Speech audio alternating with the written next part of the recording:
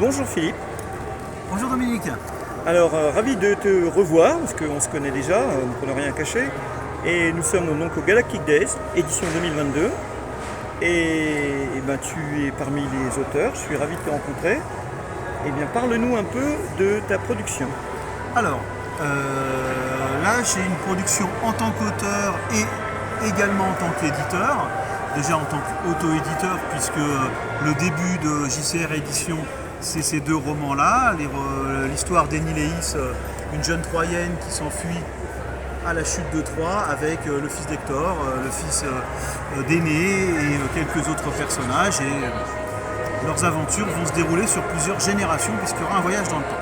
Ah oui, c'est la fameuse trilogie en 2 volumes. C'est la fameuse trilogie en 2 volumes, plus précisément, c'est la fameuse trilogie en construction permanente, qui donc un jour se terminera sans doute.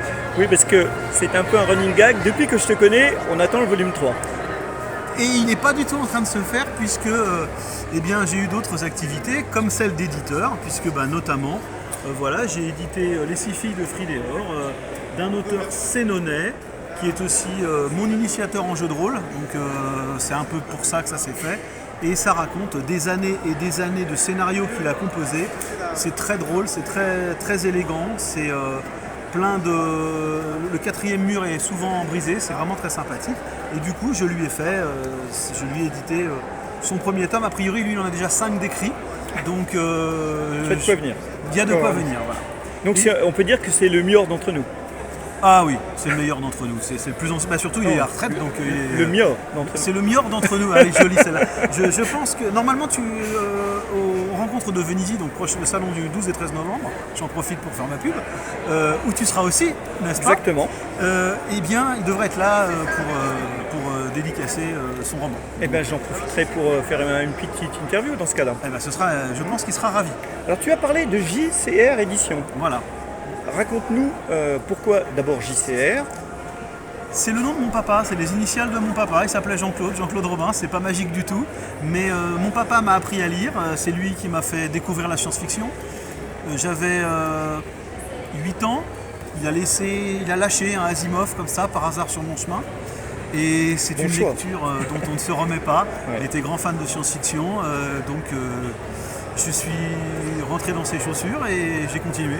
Et il se trouve qu'il n'a jamais eu l'occasion de lire mes romans. Donc voilà, c'est mon épouse qui a trouvé comme bon JCR Édition et je trouve que c'était pas mal. Mais c'est surtout assez rare parce que la plupart des gens ils ont tendance à mettre leur nom quand ils créent une maison d'édition. Là, toi tu as mis ton nom, mais en fait c'est le nom de ton père. C'est le nom de mon père. Qui par un plus grand des hasards porte le même que toi. Oui, c'est plutôt une bonne nouvelle. Oui. J'apprécie. Il avait le même nez d'ailleurs, les Robins, on a un nez très proéminent, il avait le même. Mais c'était un vrai hommage à mon papa. Alors sinon, tu as écrit d'autres livres. Alors, je sais notamment que tu as fait quelque chose dans la collection Aventure. Alors, raconte-nous un peu le principe de la collection Aventure. Alors c'était l'édition du Carnoplast. Le concept est absolument génial puisque l'éditeur propose le titre, Fred Griveaux fait la couverture et à partir de ça, à nous d'inventer une histoire où on doit tenir compte de tout. J'ai trouvé le concept extraordinaire. J'ai donc un peu forcé l'éditeur, non je veux participer et ça c'est fait. Et j'avoue que je me suis bien amusé à raconter cette histoire un peu fantastique, un petit peu vampirique mais un petit peu policier, qui se passe dans le Havre, l'endroit qu'on n'attend pas du tout. Excellent. Et sinon je vois un autre livre qui est aussi chez un autre éditeur que je connais un petit peu. Oui. Le Poulpe Spatial, saison 1. Spatial, il se trouve que l'éditeur, Dominique Vallet je crois il s'appelle, oui. L'éditeur de Temps Impossible, qui est aussi l'éditeur de Philippe Ebli. Oui, aussi, pareil. Aussi, voilà. C'était donc son projet qui est donc de faire, comme dans le Poulpe, c'est-à-dire des histoires racontées à chaque fois par un auteur différent, mais dans un univers commun.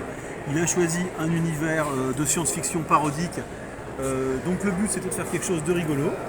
Et donc je remercie l'éditeur de m'avoir permis de participer parce que je me suis éclaté à raconter cette petite nouvelle. Et la deuxième est en cours, elle sera sans doute finie avant le 3e tome de Ennie Léis. D'accord, donc pour la saison 2 du Poulpe Spatial. Pour la saison 2. Très bien, alors et sinon donc tes projets, à part donc le texte de Poulpe Spatial saison 2 et J'ose même pas parler de la fin de ta trilogie. Ça viendra, ça viendra. Je pense éditer assez vite, dans le courant de l'année 2023, le deuxième tome des Filles de Fridéor. Et puis, je sais pas, on verra, j'ai 2-3 choses en tête. Le problème, c'est que faut d'abord finir ce qu'on a commencé avant de commencer quelque chose de nouveau. Sinon, on commence plein et on finit pas, mais j'ai 2-3 idées en tête, notamment un roman de science-fiction qui me trotte dans la tête depuis quelques années. Et puis, pourquoi pas une petite incursion dans le polar, mais ça, on verra plus tard. Très bien, mais écoute, merci Philippe. Et puis donc à très bientôt, notamment à Vénizy.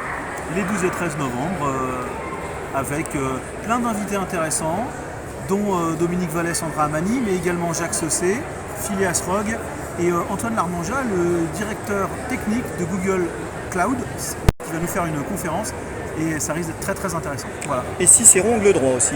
Et Cicéron Angle Droit, bien sûr, qui est donc un auteur de polar hilarant.